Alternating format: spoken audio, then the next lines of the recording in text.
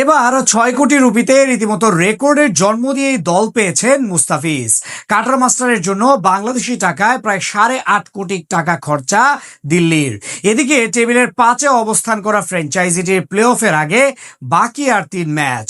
তাই প্রশ্নটাই স্বাভাবিক, মৌসুম শেষে পুরো টাকা পাবেন কি মুস্তাফিজ, নাকি কমতে পারে অর্থের অঙ্ক?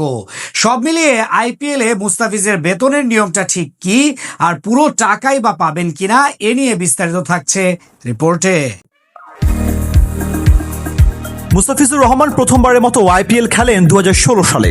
2015 সালে বাংলাদেশের জার্সিতে স্বপ্নের মতো অভিষেক হয় তার।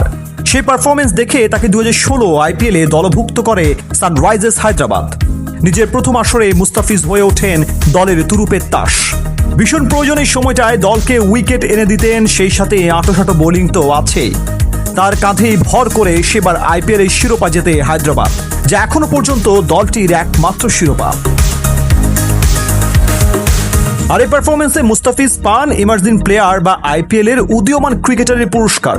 সে সময় মুস্তাফিজ একমাত্র বিদেশি ক্রিকেটার হিসেবে এই অ্যাওয়ার্ড পেয়েছিলেন।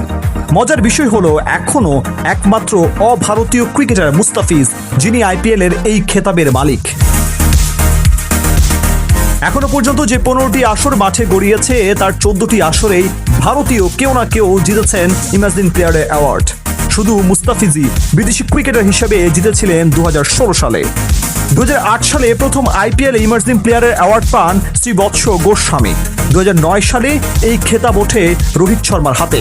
এছাড়া 2010 সালে সৌরভ তিওয়ারি, 2011 সালে ইকবাল আবদুল্লাহ, 2012 সালে মনদীপ সিং ও 2013 সালে সঞ্জু স্যামসং পান উদীয়মান খেলোয়াড়ের পুরস্কার।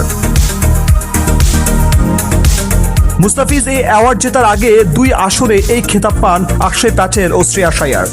মুস্তাফিজের পর 2017 সালে বাসিল থাম্বি, 2018 সালে ঋষভ পান্ট, 2019 সালে শুভমন গিল ও 2020 সালে দেবদূত পাডিক্কাল পান আইপিএল এর উদীয়মান ক্রিকেটারের পুরস্কার।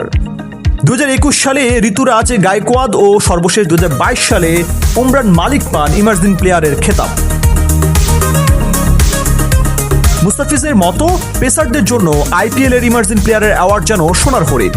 তিনি ছাড়া আর মাত্র 2জন পেসার এই খেতাব জিতেছিলেন।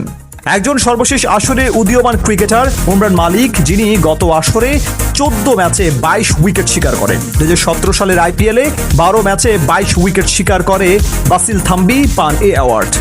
আর মুস্তাফিজুর রহমান 2016 সালে 16 ম্যাচে উইকেট শিকার করেছিলেন 17টি, মাত্র 6.90 ইকোনমি রেটে। এখনো পর্যন্ত আইপিএল এর 46টি ম্যাচ খেলে 46টি উইকেট শিকার করেছেন তিনি। গত মৌসুমের মতো এবারও দিল্লি ক্যাপিটালসের হয়ে আইপিএলে খেলবেন বাংলাদেশি তারকা। দর্শক, মুস্তাফিজুর রহমানের এই রেকর্ড কি এবারে আইপিএলে কোনো বিদেশি ক্রিকেটার ভাঙতে পারবেন? কার আছে সেই সুযোগ? আপনার মতামত জানিয়ে দিন কমেন্টে। সাবস্ক্রাইব করুন আমাদের ইউটিউব